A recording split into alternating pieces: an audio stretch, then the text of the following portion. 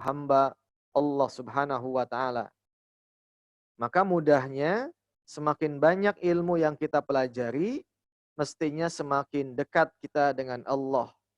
Apapun jenjang pendidikannya, apapun bidang ilmu yang digelutinya, maka andai itu ketemu dengan Allah, maka itulah hakikat pendidikan.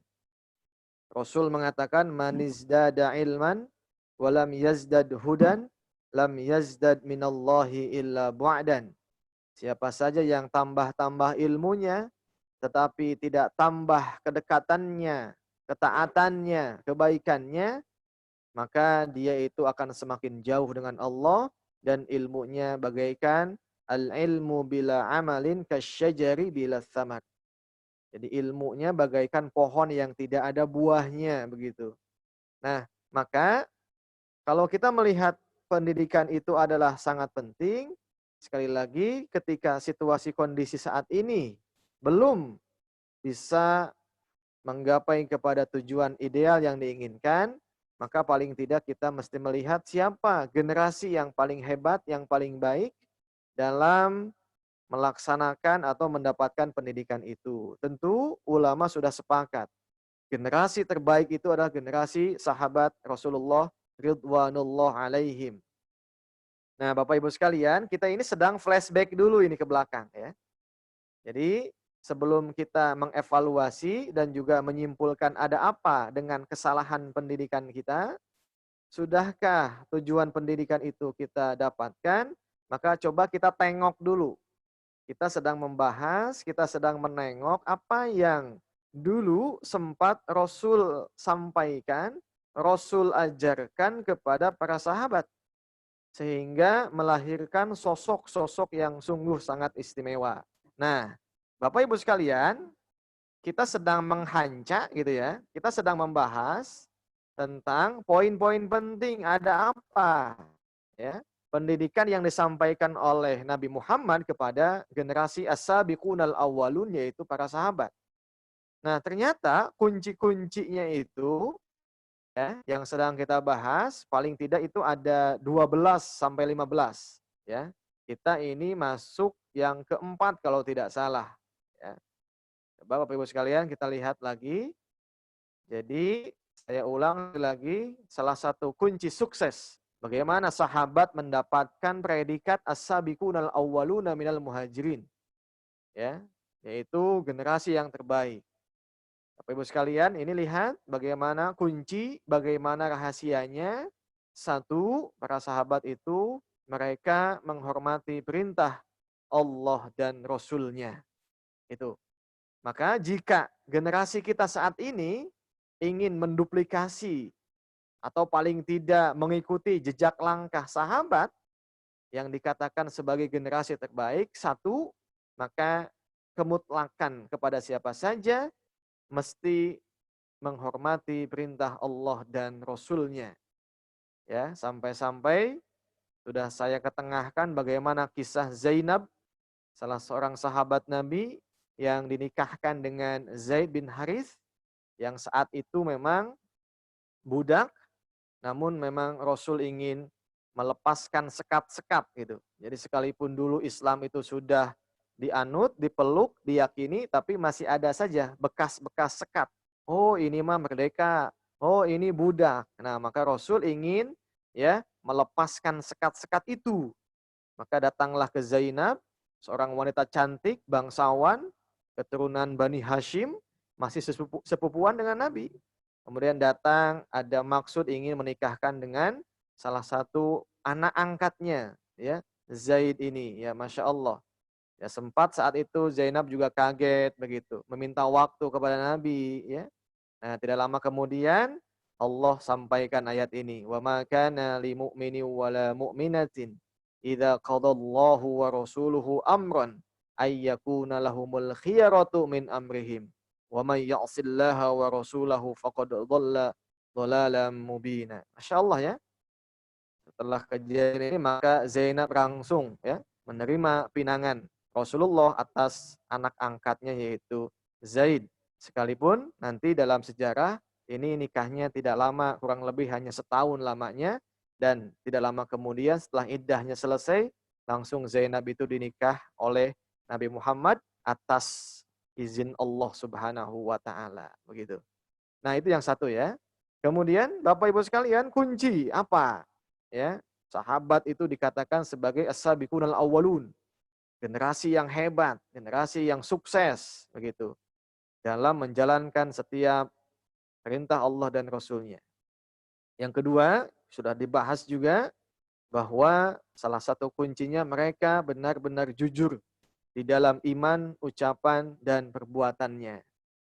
Ya, ini sudah disampaikan. A'udzubillahi minasyaitonirrajim. Minal mu'minina rijalun shadaqu ma 'ahadullaha 'alaihi faminhum man qadha nahbah wa minhum man yantazir wa ma baddalu tabdila. Nah, ayat ini ya, ayat ini terkait dengan salah seorang Arab Baduy ya. Sudah saya sampaikan juga dalam slide kemarin itu. Jadi ada salah seorang Arab Baduy yang datang dari kampung, Baduy itu Badawi, kemudian masuk Islam dan menyampaikan bahwa saya akan hijrah denganmu. Nah, maka setelah itu Rasulullah Shallallahu Alaihi Wasallam menyampaikan ke sahabat untuk menjaganya. Namanya mu'allab mesti dijaga, ya. Nah, setelah itu Rasul mendapatkan ada bagi-bagi ghanimah. Kemudian Rasul minta kepada sahabat untuk menyampaikannya bagian ghanimah untuk Arab Badui tadi. Tapi ternyata ketika disampaikan, Badui itu mengatakan, saya masuk Islam ini bukan untuk mendapatkan ya ghanimah kayak begini, kata beliau. Kemudian beliau datang kepada Nabi dan menyampaikan, justru saya masuk Islam ini sambil melihatkan lehernya, ini ingin sekali saya kena tumbak jihad di jalan Allah. Kemudian Rasul mengatakan, jika kamu jujur kepada Allah, maka Allah akan jujur kepadamu. Tak lama kemudian, ikhwan fiddin, maka peperangan terjadi. Termasuk orang Badui tadi ikut ya jihad di jalan Allah. Tak lama kemudian memang ada mayit yang tergeletak. Ternyata memang ada ujung tombak menghunus kepada lehernya itu. Tak lama kemudian Rasul melihat, apakah itu dia, kata Nabi. Para sahabat menjawab, iya betul. Ya, ternyata pas dilihat wajahnya, oh iya itulah Badui yang sempat dia mengatakan kepada Nabi. Dan saat itu Rasul mengatakan di depan para sahabat, ya inilah bentuk kejujuran imannya dan Allah menunjukkan kepada kita bentuk kejujuran itu. Masya Allah. Ya, nah inilah sampai-sampai Nabi langsung mengkafani menggunakan jubahnya saat itu. Itu yang kedua ya, ikhwan fillah rahimakumullah. Nah, malam ini insya Allah, Pak Habib kita lanjutkan dengan kunci yang ketiga. Apa rahasia sukses? Pendidikan Nabi menyentuh sahabat, generasi yang hebat. Sehingga Quran itu tidak menjauh gitu, malah mendekat. Bahkan juga mutajasad gitu ya, menyatu dengan ucapannya, menyatu dengan tindakannya. Sebagaimana dulu ketika Rasul ditanya, Siti Aisyah menjawab, bagaimana dengan Nabi? Karena khuluquhul Quran. Akhlaknya itu adalah akhlak Al-Quran. Baik Bapak Ibu, yang ketiga ini kunci sukses ya. Bagaimana dulu sahabat bisa menjadi generasi yang terbaik dengan Quran yang sama ini. Yang kita baca hadis yang sama. Yang kita baca adalah Al-Quran yang sama. Mestinya outputnya tidak boleh beda kalau seandainya rujukannya sama. Nah, maka kita lihat ini. Ya. Yang ketiga, sahabat itu mereka zuhud. Ya. Zuhud itu firagul qalbi anid dunya wala firagul liyad. Dia ya mengosongkan hatinya untuk dunia gitu. Zuhud terhadap dunia dan menginginkan akhirat. Baik, kita lihat Bapak Ibu sekalian, maksudnya apa? Inilah potret kezuhudan antara guru dan murid pada generasi yang terbaik. Rasulullah sebagai guru utama, kemudian para sahabat sebagai muridnya, ini keduanya zuhud begitu. Baik yang menyampaikan ilmu, begitupun juga yang menerima ilmu begitu. Sehingga ini patut untuk dievaluasi. Jika saat ini para praktisi pendidikan tidak zuhud, bisa jadi ini adalah ganjalan-ganjalan ilmu itu sulit sampai kepada anak didik. Begitupun juga anak didiknya begitu. Nah, maka coba kita lihat. Zuhud adalah keengganan terhadap sesuatu karena menganggapnya rendah dan hina gitu. Jadi kalau dianggap rendah dan hina maka sudah tidak ada keinginan. Bahkan menginginkan sesuatu yang lebih baik dari itu. Maka zuhud itu hanya bisa tumbuh dari keyakinan terhadap adanya perbedaan antara dunia dan akhirat. Nah, ini kata kuncinya. Jadi Bapak Ibu sekalian, zuhud itu hanya bisa tumbuh dari keyakinan terhadap adanya perbedaan antara dunia dan akhirat. Jadi kalau adanya perbedaan, ini nggak bisa disandingkan, beda langit dan bumi. Gitu. Jadi kalau kita belum sampai kepada keyakinan antara dunia dan akhirat itu beda, maka kita nggak bisa lepas dengan dunia. Dunia selalu ada dalam hati begitu. Dunia selalu membuat hijab ketiga antara kita dengan Allah Subhanahu wa taala. Nah, maka kuncinya adalah kalau kita ingin zuhud, maka yakini bahwa dunia dan akhirat itu adalah beda, ya. Tidak bisa disandingkan apalagi disamakan. Nah, Iwan Fidin rahimakumullah, maka coba lihat di sini Allah Subhanahu wa taala menjelaskan dalam ya surah An-Nisa ayat yang ke-77 ya.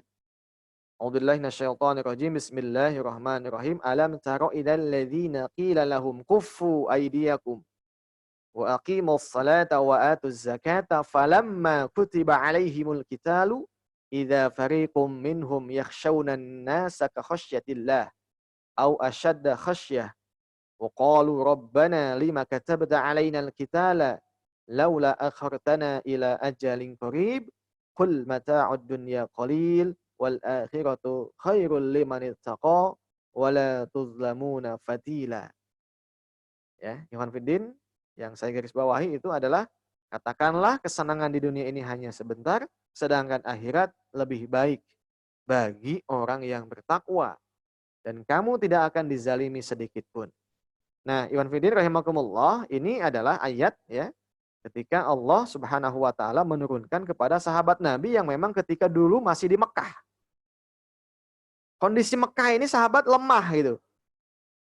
Ketika di Mekah ini memang apa namanya, Allah belum ada kewajiban-kewajiban yang lain kecuali kufu, tahan, tahan, tenang. Melihat situasi kondisi ada sahabat yang disiksa, diintimidasi, mendapatkan ya tindakan-tindakan kasar. Kufu kata Allah. Alam taro ilal ladzina qila lahum kufu, tahan. Kufu aidiyakum, jangan dilawan, sabar. Sebagaimana dulu ketika Yasir ya disiksa ya, Rasul hanya bisa mengatakan isbir ya ala Yasir fa inna ma'idakumul jannah. Sabar saja. Rasul tidak melawan, Rasul apa namanya tidak bisa berbuat apa-apa, cukup dengan fasbir, sabar engkau. Ya. Tapi apa? Sekalipun di balik kesabaran tadi kata Allah wa aqimus shalah. Tetap laksanakan salat wa atuz zakah. Nah, nanti falamma kutiba alaikumul qital idza fariqum minhum. Nanti ketika di Madinah begitu ya, yakhshawnan nasa ka khasyatillah. Jadi ini awal-awal ketika kewajiban kita itu diwajibkan, maka ada kelompok ini, kelompok orang yang beriman yang merasa takut begitu. Yakhshawnan nas. Takut ketika musuh lebih kuat, menganggap musuh lebih hebat, menganggap senjatanya lebih lengkap. Nah, gitu. Maka ka khasyatillah. Tapi ya au asyadda khasyah. Nah, maka salah satu obat untuk menangkal ketakutan tadi ya, maka Allah katakan, "Qul mata'ud dunya qalil wal akhiratu khairul liman ittaqa." Nah, ini adalah dalil jika seandainya kita banyak ketakutan dalam menjalankan agama ya, takut kehilangan pangkat, takut kehilangan jabatan, takut tidak apa namanya dicap radikal misalnya, takut disebut kelompok-kelompok yang ya ekstrim kanan dan lain sebagainya ya. Nah, ini paling tidak menjadi obat. Qul mata'ud dunya qalilun wal akhiratu khairul liman ittaqo. Jadi dulu juga ada beberapa sahabat. Tapi dalam tafsir lain ulama ada yang mengatakan itu yang yakhshawunan nas ka khasyatillah itu adalah kelompok-kelompok munafik ya. Kelompok-kelompok munafik yang memang hatinya tidak sepenuhnya iman. Baik. Selanjutnya Iwan Fiddin, yuk sama-sama kita simak ini. Kita simak bagaimana praktik zuhud yang dilakukan oleh para sahabat Nabi berikut ini hingga menghantarkan mereka menjadi generasi yang terbaik. Abu Burdah bin Abi Musa al-Ash'ari radhiyallahu an mengatakan, Siti Aisyah itu pernah menemui kami dengan membawa sepotong baju yang bertambal dan sehelai kain yang kasar. Lalu ia berkata, Rasulullah meninggal dunia dengan pakaian ini. Siti Aisyah berkata, sesungguhnya kasur yang dipakai alas tidur oleh Rasulullah Sallallahu Alaihi Wasallam hanyalah kulit binatang yang diisi serabut pohon kurma. Masya Allah. Ya, Iwan Fiddin ini kekasih Allah. Andai saja minta apa kepada Allah, nggak mungkin nggak dikasih. Tapi yang istimewa inilah penuturan Siti Aisyah, salah satu pendamping hidup beliau yang dicintai, yang dijuluki ya Humairo begitu, yang sempat viral lagunya ya Pak Habib ya. Nanti menyanyi sedikit lah Pak Habib gitu. Nah, Masya Allah, beliau menyampaikan sesungguhnya kasur yang dipakai alas tidur oleh Rasulullah itu hanyalah kulit binatang yang diisi serabut pohon kurma. Bahkan ada sebuah ayat Rasul menyampaikan Allahumma ahyina miskinan wa amitna miskinan. Ya Allah, hidupkan aku ini dalam keadaan miskin dan juga matikan aku dalam keadaan miskin. Masya Allah. Ya, jadi Bapak Ibu sekalian tidak meninggalkan apa-apa Rasul itu kecuali senang kalau ajaran Islamnya sudah sampai kepada kita, ya, dan diyakini sampai hari ini umat yang senantiasa istiqomah menjalankan ajarannya. Baik Bapak Ibu sekalian, selanjutnya adalah sementara Umar bin Khattab radhiyallahu an ketika menjadi khalifah itu pernah memakai baju yang bertambal. Anas bin Malik mengatakan, aku pernah melihat Umar bin Khattab yang ketika itu menjabat sebagai Amirul Mukminin memakai baju dengan 3 tambalan di antara kedua pundaknya. Masya Allah. Ada tidak pemimpin negara yang saat ini kayak begini ya? Ya, jangan hanya menyerupai Umarnya begitu ya. Tapi di sini tambalannya. Ya. Masya Allah. Jadi ini yang di bold. Amirul Mukminin memakai baju dengan 3 tambalan di antara kedua pundaknya. Dia menumpuk tambalan itu ya satu sama lain. Jadi bukan satu tambalannya. Ya, sudah ditumpuk-tumpuk berarti yang bolongnya bukan sekali gitu. Sudah berkali-kali bolong lagi ditambal bolong lagi, Masya Allah. Ya. Siapa dia? Itulah Amirul Mukminin. Ya, panglima yang paling tinggi. Ya, pemimpin umat Islam kaum mukminin dimanapun mereka berada. Yang bumi ini ada di genggamannya. Sebagai wakil Allah khalifah pada waktu itu. Masya Allah. Tapi bajunya ditumpuk, menumpuk tambalan. Ya, satu dengan yang lainnya. Masya Allah. Kemudian Urwah mengatakan, ini sahabat Nabi Urwah, Umar bin Khattab pernah menemui Ubaidah bin Jarrah yang tengah tidur beralaskan tikar pelana, berbantal tas. Lalu Umar bin Khattab bertanya kepadanya, tidakkah sebaiknya engkau melakukan seperti yang dilakukan oleh teman-temanmu? Lantas dia menjawab, wahai Amirul Mukminin, ini bisa mengantarkan tidur siang. Masya Allah. Jadi dia qanaah cukup. Kalau dengan ini saja saya bisa nyenyak, tidur siang, kenapa harus yang lain begitu? Kenapa harus lebih nyaman lagi? Cukup ini gitu bahasa kitanya. Ya, Masya Allah ini generasi mulia itu begitu ya Himedin zuhudnya.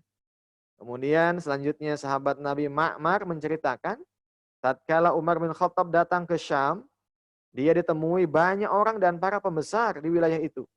Lalu Umar bertanya, di mana saudaraku? Siapa? Tanya mereka. Abu Ubaidah menjawab, ya, Abu Ubaidah, jawab Umar. Maksudnya Abu Ubaidah yang ditanyakan itu. Sekarang dia akan datang kepadamu, kata mereka. Setelah tiba lalu Umar turun dan memeluknya. Masya Allah. Kemudian Umar masuk ke rumah Abu Ubaidah dan ternyata di rumah itu tidak ada apa-apa. Selain pedang, perisai, dan pelana kudanya. Ini dalam Hilyatul Auliya. Masya Allah, Iman Fiddin rahimahullah, begitulah generasi didikan, sentuhan Rasulullah Sallallahu Alaihi Wasallam yang disebut dengan generasi yang terbaik. Ya, nah itu yang ketiga. Baik, yang Fiddin kita lihat lagi ini ya. Di poin yang keempat, rahasia kunci sukses didikan Nabi dengan para sahabat yang keempat itu adalah mereka, yaitu para sahabat, memiliki keberanian yang sungguh luar biasa dan tidak mementingkan kehidupan dunia. Ini yang keempat, ya. Coba kita tengok bagaimana aplikasinya. Abu Hasan An-Nadawi mengatakan, iman telah membangkitkan keberanian yang luar biasa di dalam hati umat Islam, menimbulkan kerinduan yang unik terhadap surga dan membuat mereka tidak mementingkan hidup di dunia. Insya Allah ya. Jadi dengan iman itu membuat mereka tidak mementingkan hidup di dunia. Bahkan mereka selalu membayangkan akhirat hingga tampak jelas di mata mereka gambaran surga beserta segala kenikmatannya. Nah ini ya, seolah-olah mereka melihatnya secara nyata. Maka mereka pun terbang ke sana laksana burung merpati pos tanpa melirik sesuatu apapun lainnya. Masya Allah, Ikhwan Fillah rahimakumullah, begitulah ya imannya para sahabat ketika mendambakan nilai kebaikan surga yang tentu tidak bisa dipadankan dengan nilai apapun. Maka itulah laksana burung merpati pos begitu ya, yang tanpa menoleh kemana-mana. Kalau sudah disampaikan sesuatu yang bernilai surga, maka sudah tidak ada yang bisa membendung. Sudah tidak ada yang bisa menghalangi lagi, Masya Allah. Ya. Ini yang dikutip dalam kitab Mada khasira al-alam bil khitatihi al-muslimin. Ya. Jadi tentang bagaimana, kenapa dunia ini menjadi rugi begitu ya. Karena memang umat Islam terbelakang. Baik yang Fidin, pada waktu perang Badar, Rasulullah SAW bersabda, ini ya, masih lanjutannya, berangkatlah ke surga yang luasnya seperti langit dan bumi, kata Nabi. Lalu Umair bin Hammah Al-Ansari bertanya, ya Rasulullah, apakah surga itu seluas langit dan bumi? Lantas beliau menjawab, ya. Kemudian Umair berkata, bagus, bagus. Rasulullah bertanya, mengapa kamu berkata bagus-bagus? Umair menjawab, tidak, demi Allah ya Rasulullah, aku hanya berharap menjadi penghuni surga. Kemudian Umair mengeluarkan beberapa butir kurma dan dari tandannya ya, dan memakan sebagian darinya. Lalu ia berkata, sungguh jika aku masih hidup sampai aku menghabiskan kurma-kurmaku ini, sesungguhnya itu benar-benar hidup yang lama. Masya Allah. Bapak Ibu sekalian, seberapa lama sih ngunyah gitu? Seberapa lama sih kita makan? Ya, sebutir kurma ini. Tetapi ternyata bagi beliau itu lama. Jika apa? Ada peluang amal baik di depan mata itu disia-siakan. Ya, artinya apa? Ini menunjukkan dunia itu nggak ada nilainya. Di hadapan mereka itu sama sekali nggak ada nilainya.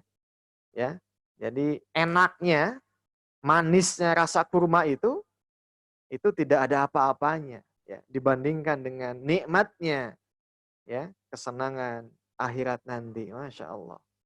Ini kan kalau kita makan kurma itu kan enak, manis begitu. Tapi kenapa? Seandainya dikunyah itu, ya itu hidup masih lama katanya begitu. Jadi ingin secepatnya mengakhiri hidup ini dengan ya kebaikan yang istimewa. Kemudian Umair langsung membuang kurma-kurma yang ada di tangannya, lalu ia maju ke medan perang hingga gugur di medan perang. Hadis riwayat Muslim 1368-69 tentang bab al-imarah. Masya Allah. Ya. Nah itulah Iwan Fiddin rahimakumullah. Jadi bagaimana ya bagi mereka itu dunia tidak ada apa-apanya. Ya sehingga setiap kali ada panggilan-panggilan yang itu akan mendatangkan kebaikan, apalagi dijamin dengan kompensasi yang bernilai jauh dibanding dunia, maka dunia itu diinjak yang tidak ada nilainya. Maka ini kalau kita sedikit ya, sebelum kita lanjutkan ya, Bapak Ibu sekalian. Jadi kalau kita lihat memang ya dunia ini hal yang ya mesti kita waspadai begitu. Apalagi kalau kita sebagai tulab ya, yang di dunia pendidikan, ya apakah yang sebagai guru atau apalagi sebagai murid begitu. Ya, memang ini hal-hal yang menyibukkan. Maka dalam Imam An-Nawawi ada satu kitab namanya Adabul Alim wal Muta'allim ya. Di pesantren kami ini dikaji kitab Adabul Alim wal Muta'allim. Salah satu hal yang paling ya menghambat ilmu itu ketika hati sudah sibuk dengan dunia. Disebut dengan asyawagil. Maka dulu ulama-ulama kalau sudah thalabul ilmi dia tidak bisa diganggu. Maka dia tinggal dengan syekhnya, kemudian menetap di situ yang disebut dengan bahasa pendidikan mulazamah. Ya, coba kita bisa bayangkan, ya jangan jauh-jauh lah ya. Kita mengalami ketika misalnya sekolah lanjut S2, S3. Kalau tidak fokus ya itu nggak selesai. Apalagi diganggu dengan hal-hal yang lain.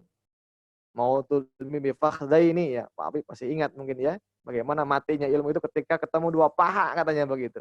Apalagi hari ini bukan hanya paha, ada handphone. Ada handphone, ada gadget, ada games, ya, ada tayangan YouTube, masya Allah. Ya. Maka generasi kita saat ini itu miskin literasi, miskin baca gitu. Apalagi beli buku, dikit-dikit googling gitu. Ya, seakan-akan semua selesai dengan Google, tidak. Nah ini, jadi kalau sudah hatinya sibuk dengan dunia, maka ilmu itu gak akan masuk. Maka ulama-ulama dulu itu menetap, tinggal, diam, mulazamah, fokus. Ya, tidak ingat pulang. Maka coba bayangkan, anak yang mondok itu lebih cepat, lebih banyak dapat ilmunya dibanding dengan yang tidak mondok.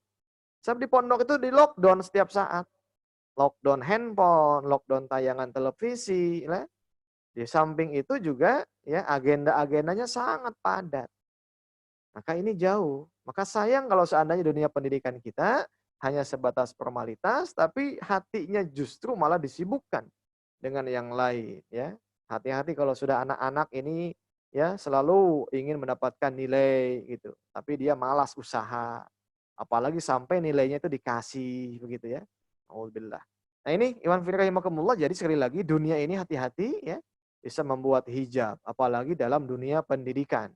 Maka sampai-sampai ada ulama yang mengatakan kalau kita itu merasakan sulitnya, capeknya, letih lesuknya dalam thalabul ilmi, maka dia akan sukses.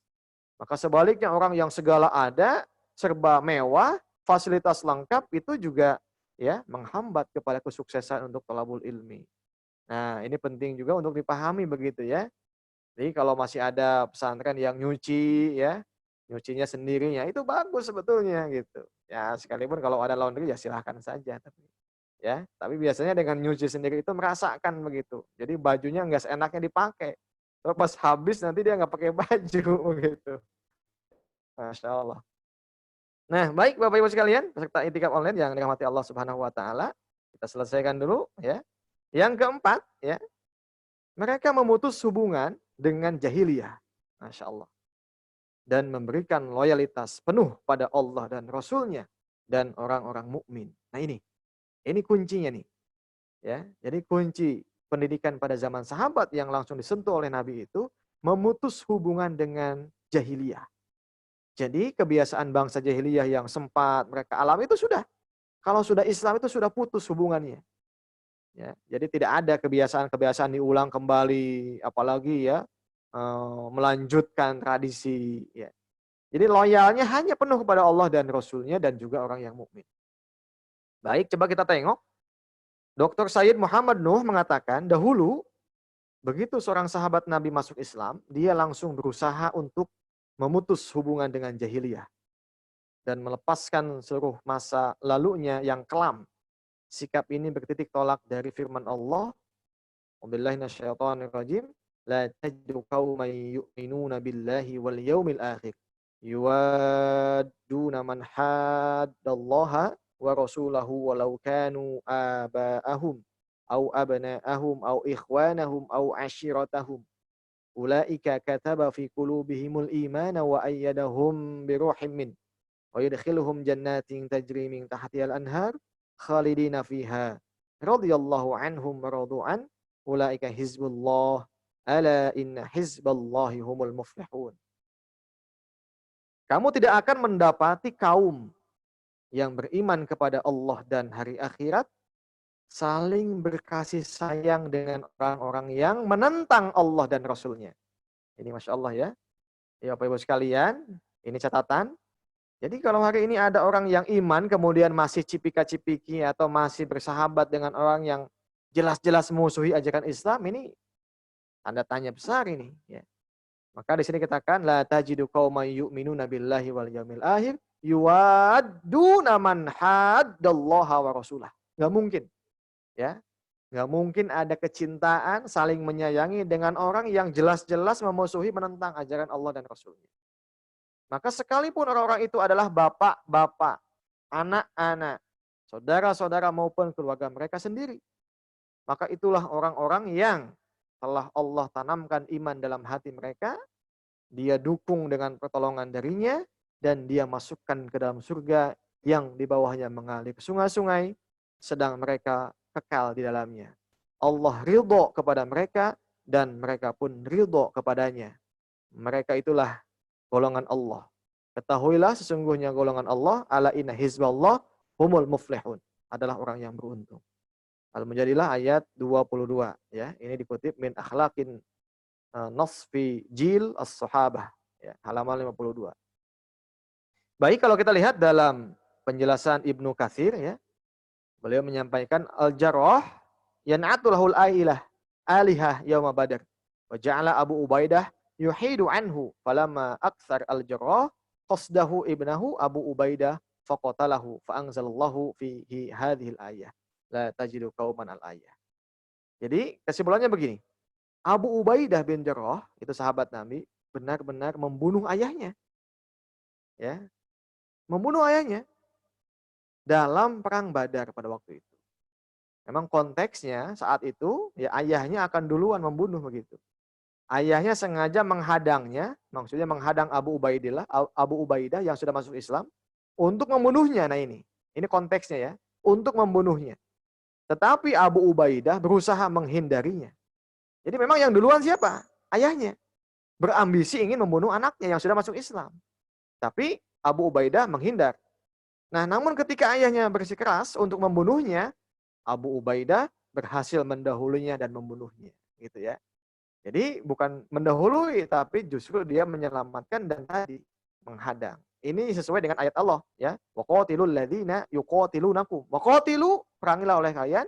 Siapa? Orang yang mendahului memerangi kalian. Itu konteksnya begitu ya. Jadi bukan membunuh tanpa alasan, tapi ini konteksnya di medan peperangan. Ini jangan salah begitu ya. Jangan salah kesannya nanti misalnya dipotong. Oh, ini ada anak kok dalam Islam boleh membunuh ayahnya. Nah, itu. Ya, jadi pahami secara utuh. Konteksnya dalam konteks peperangan yang itu pun juga anaknya sudah menghindar awal, tetapi bapaknya berambisi ingin membunuh sebab sudah beda akidahnya. Nah, kemudian Abu Ubaidah melawan lebih dulu. Kemudian dalam kisah lain Abdullah bin Ubay bin Salul ya. Ini nama anak Abdullah bin Ubay namanya Abdullah juga. Maka Abdullah bin Ubay bin Salul, tokoh munafik ini. Ya, anaknya soleh ini. Ya, ketika mendengar kabar bahwa Rasul Shallallahu Alaihi Wasallam pernah bertemu dengan ayahnya, maksudnya siapa? Abdullah bin Ubay, tokoh munafik, yang berada di tempat yang teduh dan tinggi. Lalu beliau bersabda, kata Nabi ini, Abdullah bin Ubay melempari kami dengan segenggam debu. Kemudian dia datang kepada Nabi dan berkata, ya Rasulullah, kata Abdullah nih, karena kata anaknya. Ya Rasulullah, demi Tuhan yang telah memuliakanmu. Sungguh, jika engkau menghendaki, kata Abdullah, aku benar-benar akan membawa kepalanya kepadamu. Masya Allah. Ya, itu anak akan membawa kepala bapaknya gitu. Saking apanya? Saking gak sopan kepada Nabi. Kemudian Nabi Shallallahu Alaihi Wasallam menjawab, tidak. Tetapi berbaktilah kepada ayahmu, perlakukanlah ia dengan baik. Masya Allah ya. Nah ini. Baik yang pilih rahimakumullah, itulah. Jadi kalau sudah punya keyakinan ya yang menghujam tentang iman ya, maka tidak ada main mata. La tajidu qaumai yu'minuna billahi wal yaumil akhir yuwadduna man haddallaha wa rasulahu walau kanu aba'ahum au abna'ahum au ikhwanahum au ashiratahum ulaika kataba fi qulubihimul iman. Ya, al-ayah. Jadi ini landasannya. Nah, maka Iwan Fini rahimakumullah ini menjadi batas ini. Jadi andai saja kita saat ini pendidikan sejak SD, SMP, SMA sampai S3 misalnya formalnya begitu atau di lembaga-lembaga non formal ya, tapi misalnya tidak bisa membedakan mana kawan mana lawan. Masih belum kelihatan imannya gitu ya, asyidda'u 'alal kufarnya. Nah, itu menunjukkan ya tadi begitu ya, belum sukses. Ya, jadi belum menghujam imannya. Berarti ada yang salah dengan pendidikannya, atau ada yang salah dengan sistemnya, atau ada yang salah dengan materi pelajarannya. Ya. Nah, ini Bapak Ibu sekalian. Dikit lagi ini, ya. Yang kelima, mereka tidak tergoda oleh kekayaan dan kemewahan dunia. Nah, ini salah satu kunci sukses bagaimana Quran bisa mutajassad menyatu dengan jiwa-jiwa orang yang beriman. Allah telah menjelaskan orang-orang kafirlah yang terpesona oleh kemewahan dan keindahan dunia. Jadi orang mukmin itu tidak silau dengan dunia. Dan sebaliknya orang kafir ini silau dengan dunia. Maka Allah katakan, "A'udzubillahi minasyaitonirrajim. Zuyyina lil ladzina kafarul hayatud dunya wa yaskharuna minal ladzina amanu wal ladzina taqaw fawqahum yaumal qiyamati wallahu yarzuqu man yasha'u bighairi hisab." Kehidupan dunia tampak indah di mata orang-orang kafir dan mereka memandang hina orang-orang yang beriman. Ya. Selanjutnya, Rasul bersabda, "Lau kanatid dunya ta'dilu indallahi janaha ba'udatin, masaqa kafiran minha syurbata ma'in." Andai saja kata ya, andai saja kata nilai dunia itu setara ya dengan sayap nyamuk di sisi Allah, niscaya dia tidak akan memberikan seteguk air darinya kepada orang kafir. Masya Allah. Jadi saking hinanya ya tidak, dengan sayap nyamuk saja udah enggak sepadan gitu dunia ini. Maka para sahabat pun mengetahui betapa rendahnya dunia dan alangkah semuknya kemewahan dunia. Oleh karena itu, mereka meremehkannya, mereka tidak silau dengan gemerlapnya cahaya dan tidak tergoda dengan kesenangan duniawi. Masya Allah. Ikhwan fillah rahimakumullah, ini baru 4 ya, kita 5, mohon maaf. Masih ada sekitar 10 lagi begitu ya. Insya Allah kita akan bahas sampai dengan selesai mudah-mudahan, atau bisa kita lanjutkan dengan yang lainnya. Saya kembalikan ke Pak Afif, silakan untuk ya memandu tanya jawab.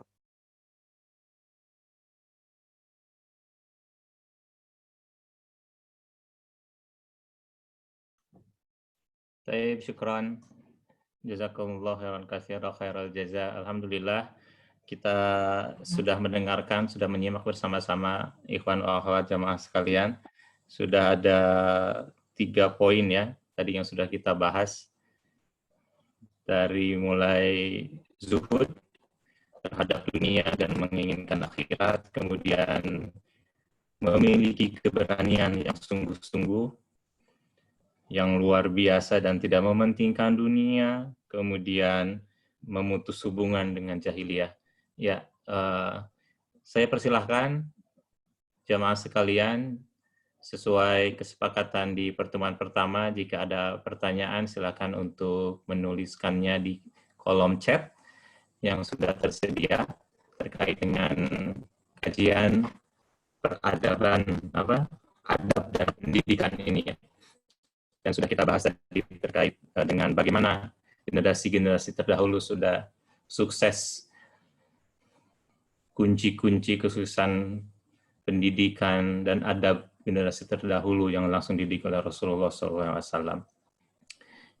Ya, kalau melihat dari kolom chat sepertinya belum ada pertanyaan. Silahkan jika ada jamaah peserta kajian online yang ingin bertanya ataupun mungkin ingin mengklarifikasi, mungkin ingin memberikan penjelasan tambahan dari poin-poin yang sudah dibahas tadi terkait zuhud, ya luar biasa. Kalau kita lihat kondisi saat ini memang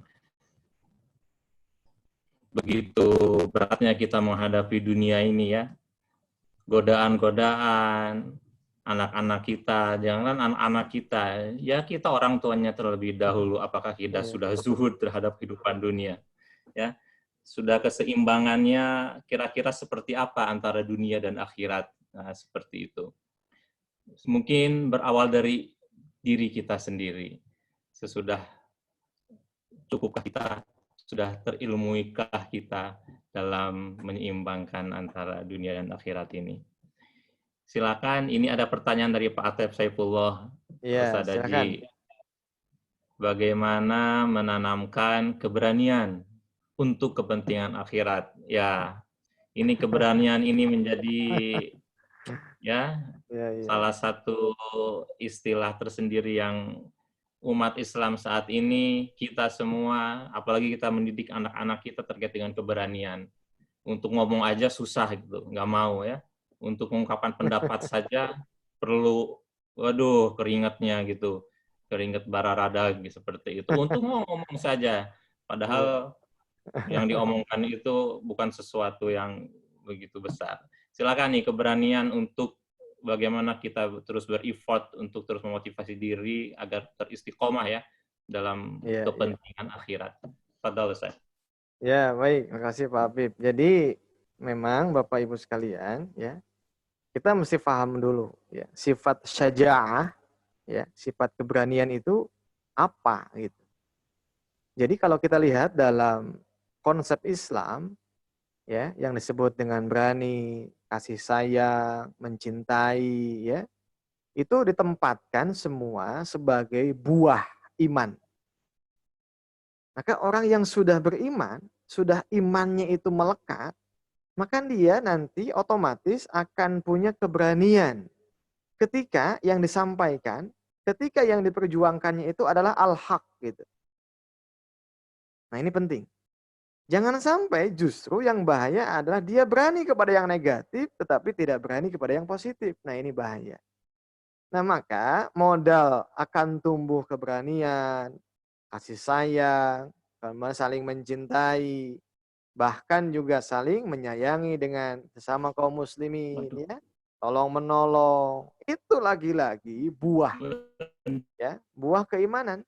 Maka jangan sekali-kali kita punya keinginan jika, ya, anak kita misalnya ingin punya tadi tumbuh rasa keberaniannya, kasih sayangnya, ta'awunnya, kalau tidak dimodali, ya, kemudian disampaikan tentang pondasi keimanannya. Maka jika sudah punya fondasi iman, otomatis insya Allah itu. Seperti halnya tadi para sahabat begitu. Jadi kalau sudah punya fondasi iman yang kuat, siapa yang mesti dicintai, kepada siapa dia mesti takut, takut hanya kepada Allah dan juga berani ya kepada musuh-musuh. Nah, maka itulah yang disebut dengan asy-syaja'ah begitu.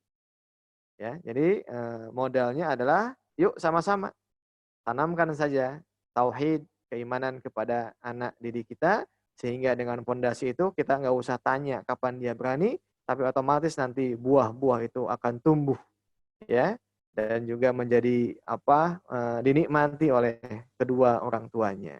Begitu Pak Habib, silakan. Baik, baik. Afwan barusan keputus nih.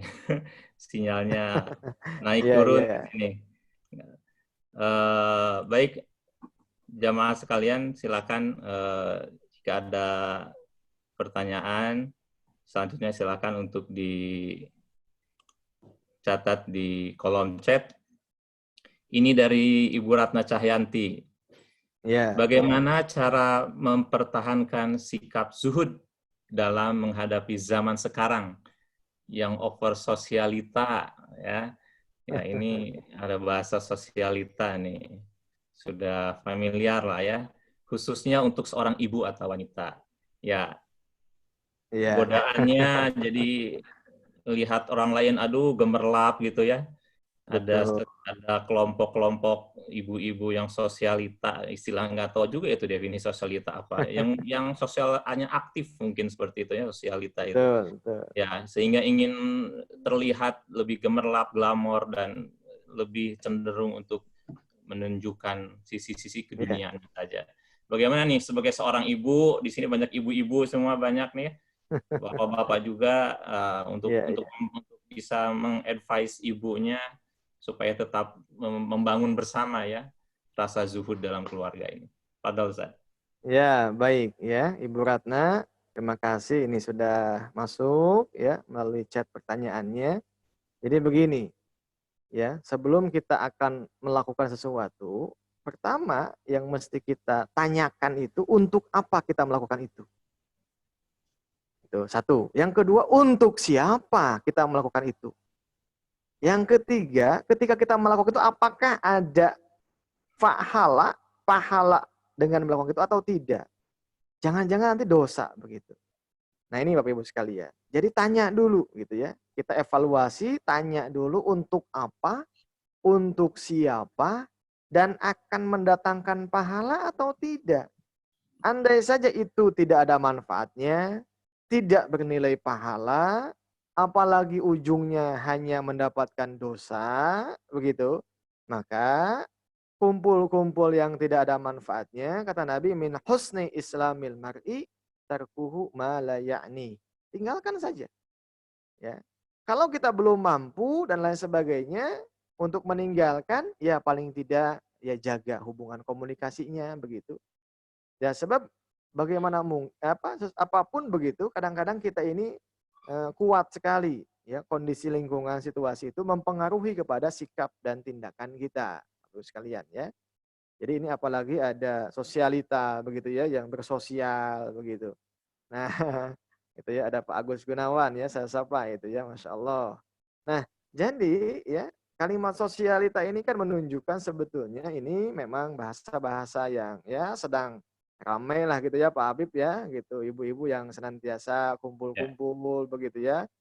Ya kayak ya apa namanya namanya di media arisan. arisan begitu ya.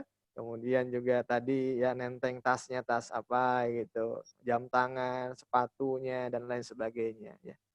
Jadi memang kuncinya adalah tadi saja ikuti apa yang sudah disampaikan oleh Nabi kepada sahabat. Jadi dunia itu tidak ada apa-apanya, tidak punya nilai, bahkan hina ya.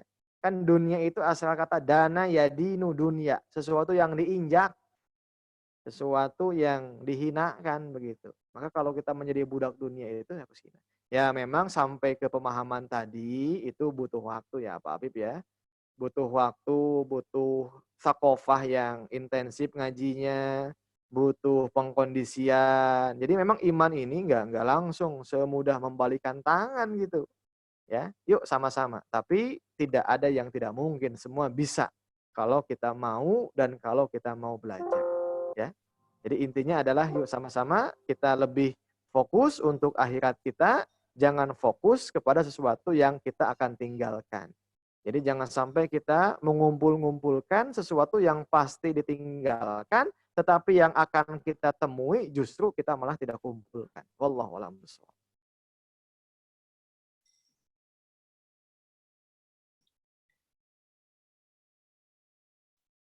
Ya, apa nih suaranya kedengaran? Suaranya di sini sudah Ustaz Aji Afan, suara di sayanya hilang, tidak terdengar. Mohon Ya, maaf, sepertinya dah bagus. sinyalnya. Ya, Tes, tes, kalau bagus. saya lihat dari mimik mukanya sebenarnya sudah selesai jawab pertanyaannya ya Ustadz ya. Sudah selesai. Saya mohon maaf nih Pak dari admin tidak keluar suara di monitor sayanya. Ya, kita lanjut ke pertanyaan selanjutnya ya, Pak Iya, Ustadz Haji iya. ya. Ya. Sudah bagus suaranya? Nanti sambil saya memperbaiki audio saya di sini. Taib, suara saya terdengar Pak Ustadz? Jelas, jelas di sini. Pak Habib Dengar jelas. ya? Taib. Eh, ini dari Ibu Fatin Hamamah. Assalamualaikum, waalaikumsalam. Iya. Apa maksud zuhud dunia? Tetapi kita disuruh usaha atau ikhtiar terus. Ya. Bahkan jadilah muslim yang kuat, yang bisa memberi ya tangan di atas, Ya, ya.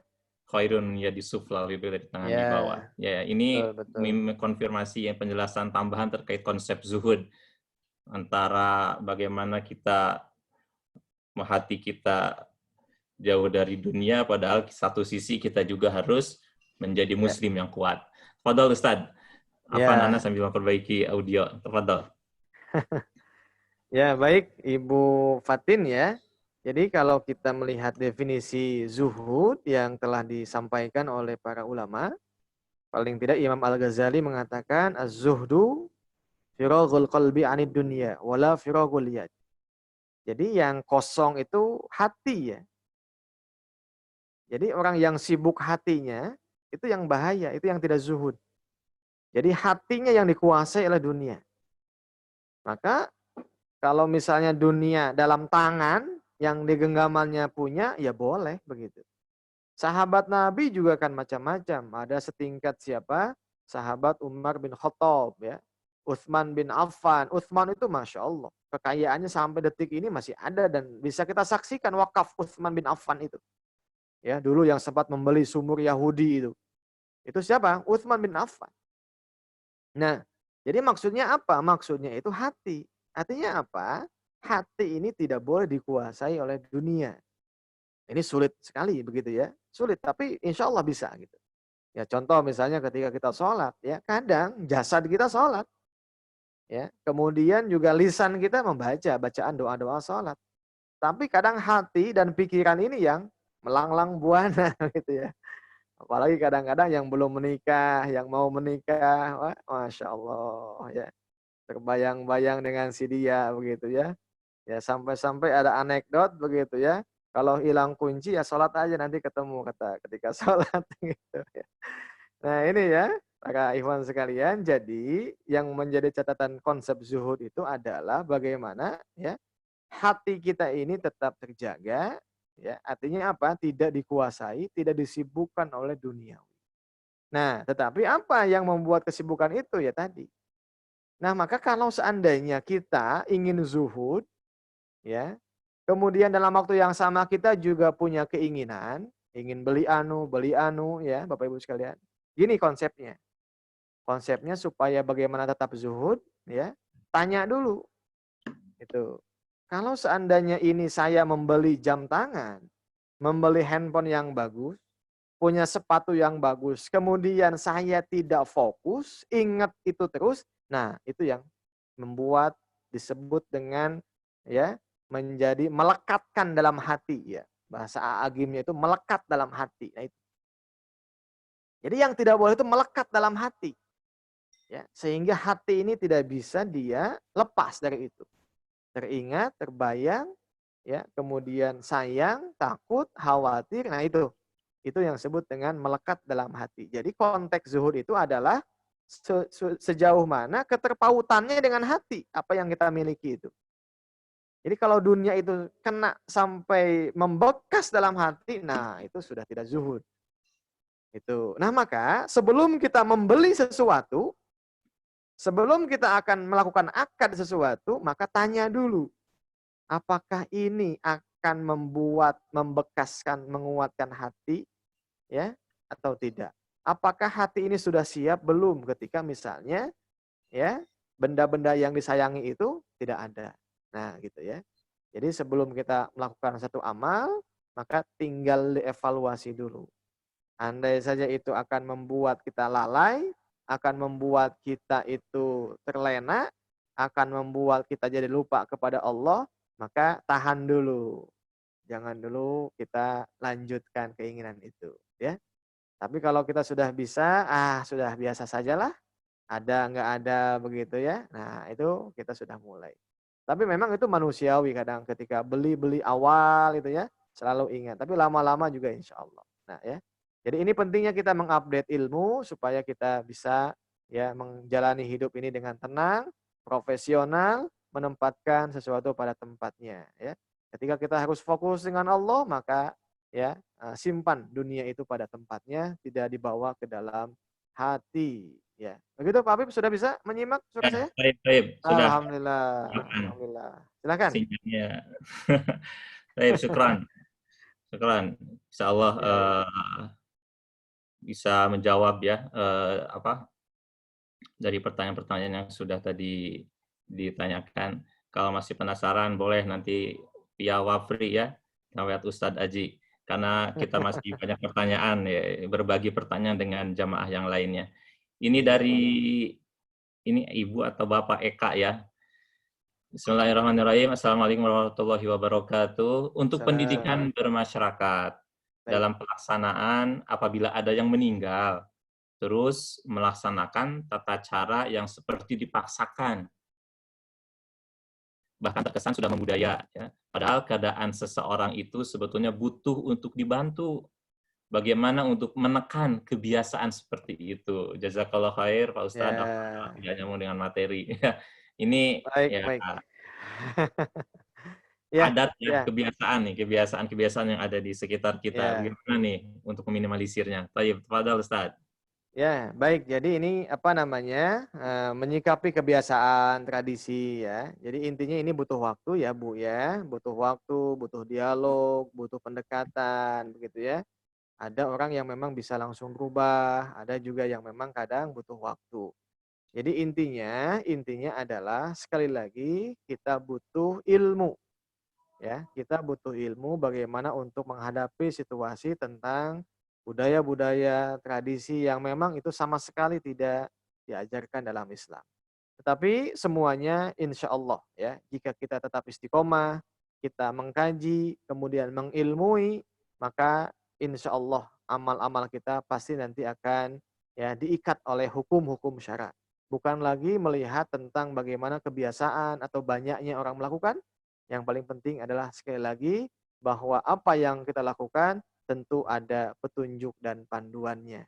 Namun sekali lagi, kita butuh dialog, kita butuh waktu, kita butuh kesabaran, dan intinya adalah apa yang disampaikan, tentu tugas kita menyampaikan, sedangkan hal-hal yang lainnya, serahkan, doakan kepada Allah, semoga Allah yang bisa membolak-balikan hatinya.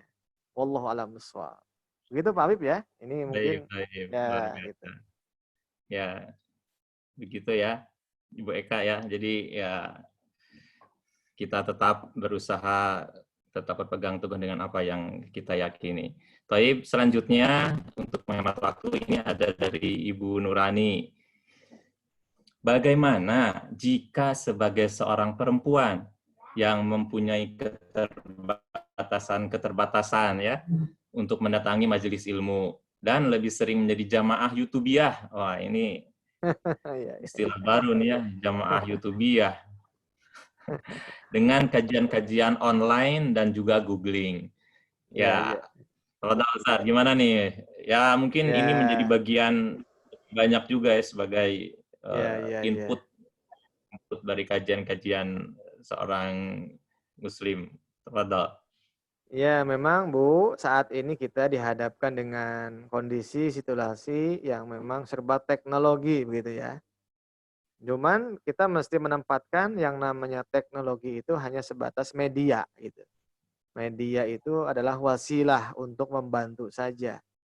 Nah, kalau kita ingin mendapatkan info ya kan bisa dengan googling ya, kemudian juga menyimak YouTube dan lain sebagainya. Nah, begini ya, apakah itu bisa? Boleh? Wah, sangat bagus sekali begitu ya. Termasuk media kita malam ini kan, kita menggunakan Zoom begitu ya. Kenapa? Sebab memang kondisi situasinya tidak memungkinkan. Namun, Bapak Ibu sekalian, jika memungkinkan, jika memang waktunya luang dan majelis ilmu itu ada, ya datangin.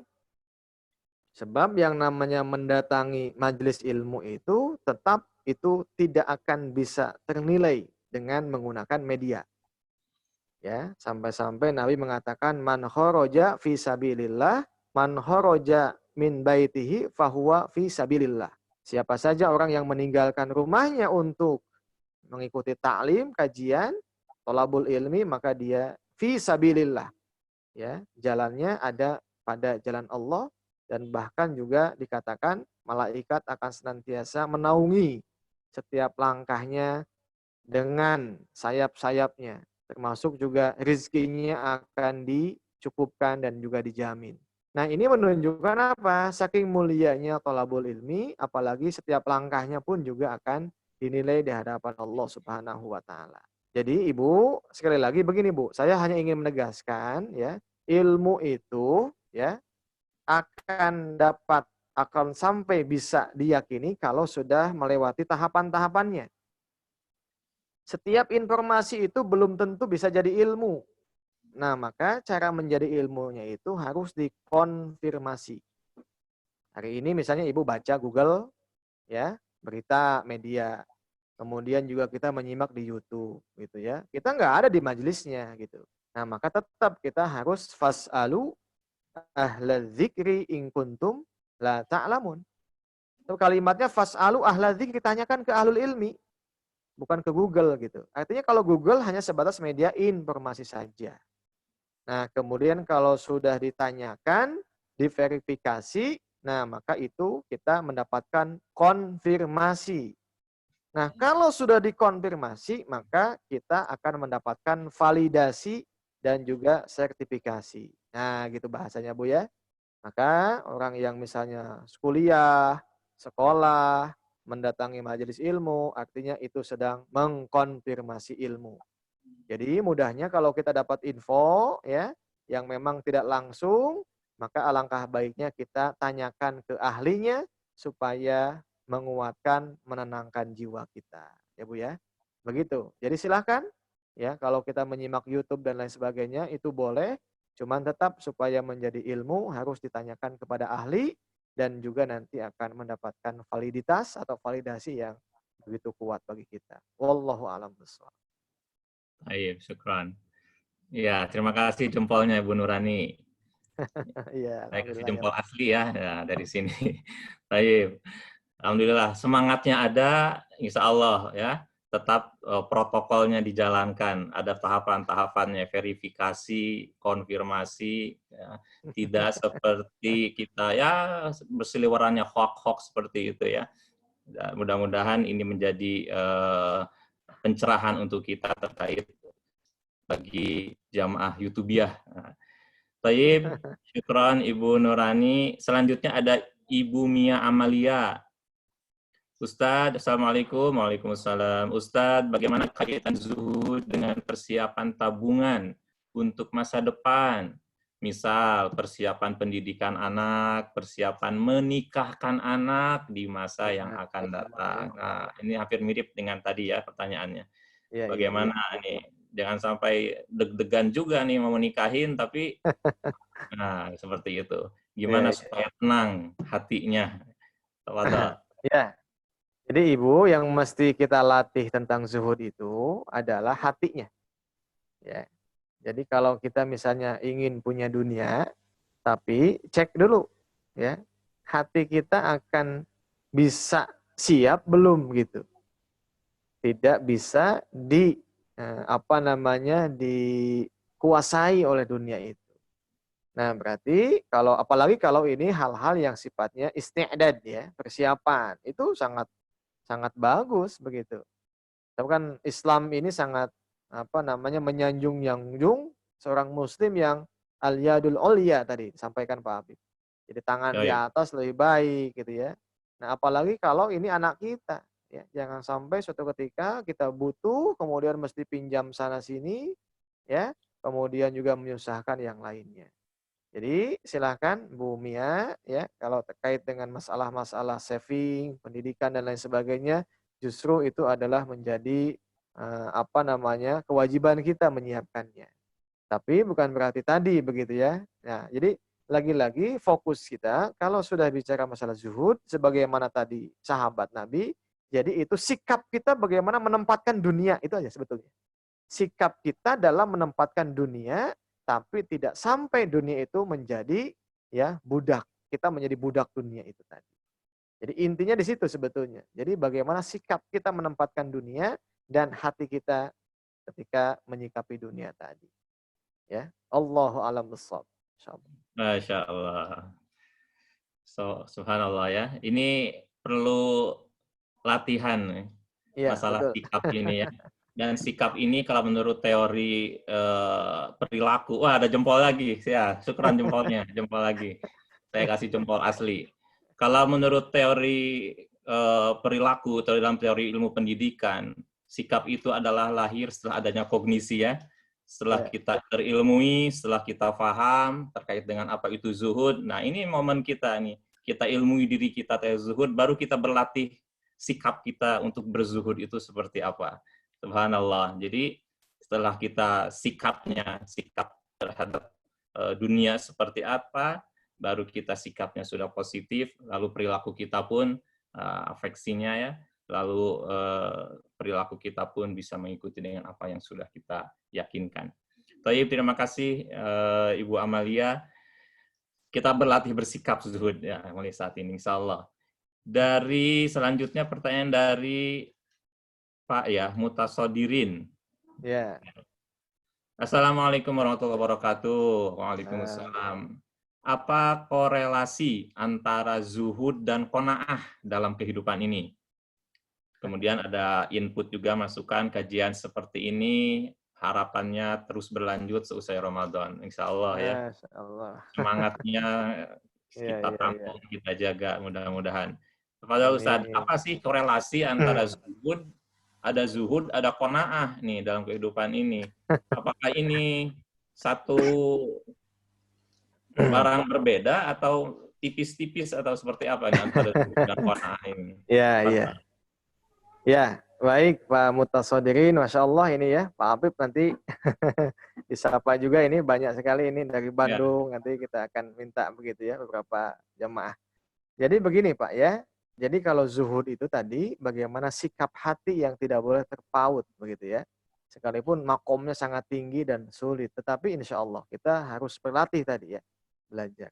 Nah, kalau qanaah itu dia merasa cukup. Ya. Jadi yang ada itu ya sudah disyukuri begitu. Dia tidak punya ambisi ingin meraih sesuatu yang dia tidak mampu, yang dia tidak bisa, bahkan yang tidak ada. Jadi qanaah itu dia cukup, dia nyaman, dia merasa lega dengan apa yang ada, yang Allah titipkan kepada kita itu qanaah namanya. Itu ya. Jadi kalau qanaah itu lebih kepada bagaimana kita melihat apa yang sudah Allah ya amanahkan kepada kita, kemudian kita merasa cukup. Itu. Sebab kenapa? Sikap manusia itu kadang-kadang tidak merasa cukup dengan apa yang sudah Allah kasih kepada kita. Itu ya. Kalau zuhud mah tadi begitu ya. Hal-hal yang dunia yang lebih luas lah gitu ya. Kalau zuhud itu. Jadi spektrumnya kalau zuhud itu lebih luas. Dunia ya. Jadi bahasanya dunia. Jadi dunia yang bisa mempengaruhi kepada hati sehingga hatinya itu ya terpasung oleh dunia tadi. Itu zuhud. Nah, bagaimana melepaskannya gitu. Nah, sehingga kan padanannya apa? Dunia itu nggak ada nilainya. Kenapa? Sebab dunia dibandingkan akhirat itu nggak ada nilainya. Maka zuhud itu salah satu upayanya adalah bandingkan dengan nilai yang lebih khairu wa abqa gitu. Kita bahas Allah itu. Wal akhiratu khairu wa abqa. Itu lebih baik. Nah, sedangkan qanaah misalnya Pak Mutasodirin hari ini tadi buka misalnya dengan apa? Sayur asam misalnya ya. Ya itu sudah qanaah ya, cukup dengan apa yang sudah Allah kasih. Tidak tiba-tiba ingin pakai apa daging, ingin apa misalnya rendang di Padang misalnya, diayak-ayak ya, nah, gitu. Dipaksa-paksa itu tidak qanaah.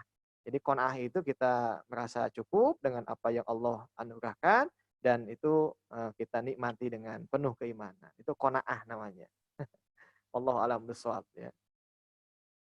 alhamdulillah. Taib. Syukran Ustaz. Insyaallah kita belajar bersikap untuk zuhud dan juga bersikap ya dalam berqanaah menerima apa yang sudah Allah berikan kepada kita. Mudah-mudahan bisa memuaskan Pak Mutasodirin ya. Alhamdulillah ini masih ada pertanyaan dari Pak Ahmad Bajuri. Ya, Assalamualaikum, Waalaikumsalam. Ustadz, bagaimana tahapan-tahapannya? Nah, ini tahapan-tahapan nih. How to ya. Ya. Bagi kita orang yang masih awam, agar bisa ittiba kepada Rasul dan para sahabat. Terutama dalam rangka meningkatkan keimanan kita, Karena kalau mendengar kisah-kisah para sahabat yang mulia, rasa-rasanya kita sulit untuk benar-benar mengikutinya. Ini sikap lagi nih, rasa-rasanya ini ke Ya. mindset kita nih ya, pola pikir. Sehingga pertanyaannya, how to? Bagaimana sih Ustaz tahapan-tahapannya sehingga mampu membangun kognisi afeksi yang bisa lebih baik lagi? Ada Ustaz. Ya, jadi Pak Ahmad Bajuri justru ya, alhamdulillah nih terima kasih ya sudah bertanya lewat media ini. Ya, langkah yang paling mudah ya ini tadi, kita membuka majelis melalui kajian YouTube ini ya, kajian apa namanya? I'tikaf online begitu ya. Jadi bukan i'tikafnya, kalau i'tikaf di masjid, tapi ini kajiannya gitu ya. Nah, dengan tadi yang ditampilkan oleh saya dalam apa namanya? Slide materi tadi itu satu, itu langkah nyata itu. Jadi langkah kita hari ini supaya ya bagaimana kita meneladani atau ittiba tadi, ya baca kembali bagaimana potret kehidupan generasi yang mulia itu diabadikan oleh Allah dan Rasulnya, dan juga diabadikan oleh ulama dalam tulisan-tulisan di kitabnya. Nah, itu adalah satu apa namanya, ilmu yang tak ternilai begitu. Ya bagi kita ini sangat penting begitu. Maka andai saja bagi orang yang paham dengan ilmu, mau dikasih uang dan emas itu nggak akan diterima dibandingkan dia dengan buku. Sebab di buku itu dia bisa ya melihat, menyingkap, kemudian mengevaluasi, bahkan juga menjadi timbangan bagi kita. Jadi kalau how to tadi bahasa langkah yang mudahnya adalah baca tentang bagaimana kisah-kisah selayang pandang, sejarah para sahabat-sahabat yang ya dimuliakan oleh Allah. Jadi kalau kita ingin mulia ya jangan melihat tokoh-tokoh yang tidak mulia gitu. Kalau Nabi dikatakan laqad kana lakum fi Rasulillahi uswatun hasanah, ya uswah sejati itu Rasul. Kemudian yang selanjutnya siapa? Ya tsummal ladzina yalunahum. Selanjutnya siapa? Generasi setelahnya, sahabat, tabi'in, tabi'in. Masya Allah. Yuk sama-sama kita beli buku untuk mengupdate ya. Kemudian beli buku Sirah Nabawiyah untuk senantiasa kita bisa ya mengevaluasi kembali. Sebab kan kata Imam Malik yang sudah saya sampaikan, la yaslaha akhiru hadhil ummah illa ma saluha awwaluha. Jadi umat yang saat ini sedang kita hadapi atau umat generasi saat ini tidak akan baik selama-lamanya jika kita tidak pernah ya ngenteng gitu bahasanya. Bercermin kepada generasi sebelumnya. Itu langkah nyatanya. Jadi mudahnya adalah kita mengkaji, kita belajar, kita evaluasi, yuk sama-sama kita timbang yang janggal, yang tidak sesuai, ya kita tinggalkan dan kembalikan kepada pola panduan yang utama yang sesungguhnya. Allahu a'lam bishawab. Alhamdulillah. Baik, terima kasih motivasinya. Mudah-mudahan bisa menjawab ya Pak Ahmad Bajuri. Jadi step-stepnya adalah kita tetap untuk mengkaji, tetap untuk membaca, tetap untuk supaya tidak apa tadi bahasa yang dikeluarkan oleh Ustadz Ajo tidak miskin literasi ya. Zaman sekarang kita melihat zaman-zaman kejayaan Islam dahulu yang sangat kaya literasi. Ya, karena kita minim baca, akhirnya yang dibacanya ya yang lain-lain, sehingga literasi apa yang kita keluarkan, apa yang kita ucapkan, apa yang kita lakukan, miskin juga seperti itu. Dan mudah-mudahan tadi sudah diberikan penjelasan, kita tetap mengkaji, membaca sirah, membaca kitab-kitab ya, mudah-mudahan bisa lebih dapat meningkatkan pemahaman keilmuan kita. Kalau lihat dari chat, sepertinya sudah tidak ada yang bertanya lagi. Betul seperti itu ya. Kalau masih ada yang belum dibacakan, mungkin bisa ada reaction pakai acungan tangan. Sepertinya sudah tidak ada yang bertanya lagi. Nah, ada satu lagi nih, kita masih punya waktu 10 menitan. Ya. Dari Ibu Sinwan Roziti ya. Ini Assalamualaikum warahmatullahi wabarakatuh. Ustaz, yang saya tanyakan peran orang tua ketika menegur anak atau melarang anak agar anak mengerti sesuatu yang tidak boleh. Terkadang dengan suara halus dan pelan tidak mempan. Perlu ketegasan, bahkan terkadang ada sedikit membentak, dan khilafnya ada kemarahan yang ingin kita tunjukkan kepada anak. Bagaimana dengan Rasulullah atau para sahabat ketika mengajari anak? Apakah ini dibenarkan? Nah, baik, syukran jazakallah khair. Saya saya laki-laki. Apaan? Saya belum screening ya, belum screening para jamaah di sini. Wah, ini dari Jepang ya. Masya Allah. Betul. Pak Shinwan Ah, Roziki. Masya Taib. Allah. Afwan, Boleh nanti Pak Shinwan itu Roziki. Pak Afif nanti disapa nanti ya. Betul, Beberapa alhamdulillah. menit sebelum itu disapa jam berapa, cuacanya bagaimana. Ya Pak Sinuman, terima kasih untuk nanyanya ini.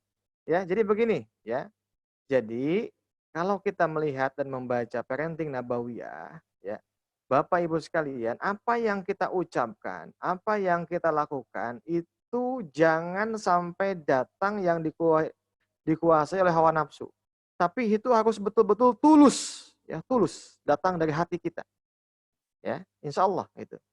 Jadi Bapak Ibu sekalian, satu kalau kita mengingatkan, menegur dengan tulus, itu nanti pasti efeknya itu bukan kepada sebatas kata-katanya, ya. Tapi apa? Tapi yang akan disentuh itu hatinya. Maka Bapak Ibu sekalian, ini ingat ya, Allah sampaikan, ya ayyuhal muzammil qumil laila illa qalila nisfahu awin qisminhu qalila awzid alaihi warattilil qur'ana tartila inna sanulqi alaika qaulan tsaqila. Itu ada kalimat apa? Inna sanulqi alaika qaulan tsaqila. Sesungguhnya aku akan angkat ucapan yang berbobot ya. Ya, jadi Bapak Ibu sekalian kalau kita mengingatkan apalagi, jadi sebetulnya nggak usah popolotot, nggak usah membentak. Kalau kita tulus, kalau kitanya ikhlas, kalau kitanya soleh, itu Allah yang akan menanamkan ucapan kita menusuk ke dalam hatinya. Ya, maka yuk perbaiki dulu orang tuanya. Perbaiki dulu hubungan kita dengan Allah. Sebab yang membolak-balikan hati manusia itu Allah. Gitu ya. Ya Pak ya. Jadi yuk sama-sama kita kuatkan ruhiyah kita, ya. Nanti setelah itu kita akan bisa ya bagaimana ucapan kita itu betul-betul punya bobot yang sangat kuat yang bisa mempengaruhi kepada hati anak kita. Nah, itu Bapak Ibu sekalian. Jadi kita jangan melihat kepada ekspresi fisiknya, bukan. Sebab yang sedang kita didik itu bukan binatang, tapi manusia yang punya akal dan hati. Maka jika seandainya efek ucapan kita belum ya membekas, evaluasi kitanya. Bisa jadi ada teladan yang mungkin kita juga tidak ya antara ucapan dan sikap ada yang beda atau kesalehan kitanya belum layak, begitu ya, Bapak Ibu sekalian. Ini penting sekali ya.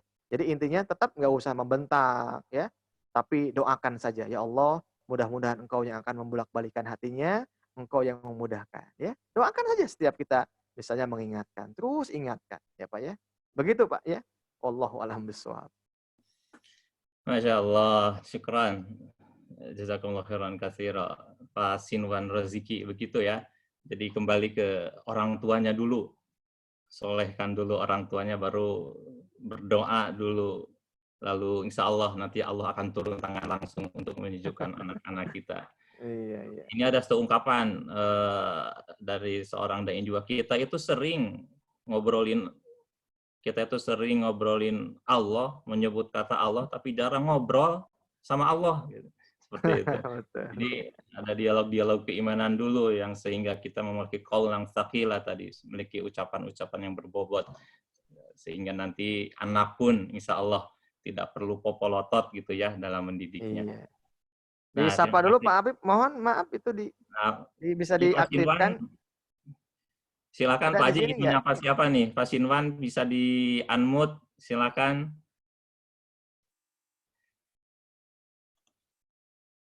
Ya, Ada? tafadhol Pak Sinwan. Dari mana bisa ya Silakan Pak Sinwan. Pak Sinwan? Halo, Assalamualaikum. Waalaikumsalam. Silakan Pak Oh, Habib bisa itu. ya? Alhamdulillah. Ya, Ustadz. Salam buat teman-teman semua, buat Ustadz. Ini saya kedua kali ikut ini. Mhm. Insya Allah semoga istiqomah. Kadang karena perbedaan waktu jadi susah, apalagi kalau waktu hari kerja. Masya Allah. Ini di Jepang, Pak Sinwan, jam berapa ini di sana? Sekarang jam 12 malam, Pak. Masya Allah. Masya Allah, jam 12 malam. Iya, Waktunya istirahat ya. Ya, iya. Tapi Alhamdulillah. alhamdulillah besok karena hari Sabtu jadi bisa Libur. begadang. Ya, itikaf ya Pak ya, begadang untuk kebaikan kemuliaan kita ya. Iya, Mohon insya maaf Allah. Pak Sinwan, mendapatkan info kajian ini melalui Oh, media. dari Pak Iskandar. Masya Allah. Yang di Riyadh itu ya, Iya. Pak Haji Iskandar? Oh, Bukan? bukan yang di Purwakarta, Pak. Oh, bukan, bukan. Oh, bukan. Iya, iya, Alhamdulillah. Mungkin yang lain ada yang ikut lagi Pak? Iya. Teman-teman Bapak di Jepang, mudah-mudahan bisa gabung dengan kami ini insya Oh Allah. iya, insya Allah Pak. Nanti saya info juga Hmm, teman-teman di sini. betul, betul. Karena juga kebetulan lagi pandemi COVID-19, jadi Iya, iya. kita nggak bisa biasanya kan ada agenda ini pengajian di Mhm, daerah Jepang dan Osaka. Tapi betul. sekarang jadi jarang menerima siraman hati lagi. Oke, Masya Allah. tadi. Iya, iya. Sama-sama. Gimana Pak? Tapi ada Sinyalnya sih. bagus ya sampai sana Pak ya? Oh, alhamdulillah bagus. Bagus. Iya, iya, iya. Iya. Iya. Baik, silakan Pak Habib mau nanya. Ya, kondisi bulan Ramadan bagaimana di Jepang di sana? Di kota apa Pak Sinwan nih? Oh, saya di Osaka, Pak. Oh, di Osaka. Bagaimana suasana Ramadan kali ini di tengah-tengah pandemi? Alhamdulillah, ya walaupun sedikit was-was, tapi cuacanya sih enak, nyaman, nggak terlalu panas. Kan baru pergantian musim dari musim dingin ke musim panas nih. Jadi ini sebenarnya sejuk-sejuknya musim, jadi paling enak kalau jalan-jalan. Cuman sekarang karena pandemi, jadi semua orang di sini menahan diri untuk di rumah. Betul, betul. Iya, iya. Iya, jadi transportasi jadi sepi. Ramenya cuma di pasar saja, Pak. Di supermarket itu, Pak, rame. Oh, ya. Sama di Purwakarta juga pasar masih rame. Apalagi pasar Rebo itu. Pak Sinwan aslinya dari Purwakarta juga, dari mana? Oh, saya dari Malang, Pak. Malang. Jawa Timur. Iya, kelihatan ya dialeknya ya. Ya, mudah-mudahan Pak Sinwan ya, walaupun kita terbatas dengan media, Allah insya Allah akan menyatukan kita ya, kelak di surga. Mudah-mudahan kita bisa bergabung bersama-sama dan kebaikan ini ya menjadi kebaikan bagi kita semua. Jazakallahu khair, salam buat semuanya ya, keluarga semuanya di Iya, Pak. sana. Insya Allah. Terima kasih banyak. Maaf jadi mengganggu teman-teman yang lain. Udah, nggak apa-apa. Ini senang sekali ya. Nah, ini sudah mau closing. Jadi kita menyapa yang dari Jepang dulu, nanti kita nyapa yang dari Amerika, nyapa yang dari Arab Saudi, insya Allah. Insya Allah ya. Masya Allah. Malaysia ada ya, insya Allah. Kalau nanti kita sapa juga. Ini mudah-mudahan dalam rangka mendamlin tali silaturahim sesama muslim ya. Alhamdulillah, kalau lihat dari chat sudah tidak ada pertanyaan lagi, berarti sudah bisa dibungkus untuk malam hari ini ya. Silakan dikunyah pelan-pelan ilmunya, diresapi, kemudian diinternalisasi. Apa itu zuhud, bagaimana sikap kita bisa melatih zuhud bersama istri, bersama pasangan, lalu kita tularkan dengan anak-anak kita. Bagaimana kita bisa memiliki keberanian yang sungguh-sungguh luar biasa, tidak mementingkan dunia, dan bagaimana memutus kita dengan hubungan dengan jahiliyah, dengan ide-ide jahiliyah, dengan sikap-sikap jahiliyah, luar biasa. Masih berlanjut, ini adalah hari ketiga, dan masih 5 poin, masih ada 10 poin lagi, bagaimana generasi dahulu sukses dalam menanamkan adab dan dalam pendidikannya. Syukran jazakumullah khairan katsiran khairal jaza kepada Ustadz Aji, mudah-mudahan sehat berkah selalu, dan kita semua jamaah itikaf online mudah-mudahan ada dalam keberkahan kesehatan ya, bisa lanjut itikaf ya, silahkan, mudah-mudahan Allah memberikan amalan terbaik ya, kesempatan terbaik untuk kita di 10 hari Ramadan ini. Saya sebagai moderator ya, mohon maaf atas segala kekurangan. Mudah-mudahan kita bisa bertemu di lain waktu dan kesempatan. Untuk sesi itikaf, kajian online itikaf di malam hari ini saya tutup. Wa'afu minkum wallahu muwaffiqil aqwamit thoriq. Mari kita tutup sama-sama dengan doa kafaratul masjid. Subhanakallahumma wa bihamdika asyhadu an la ilaha illa anta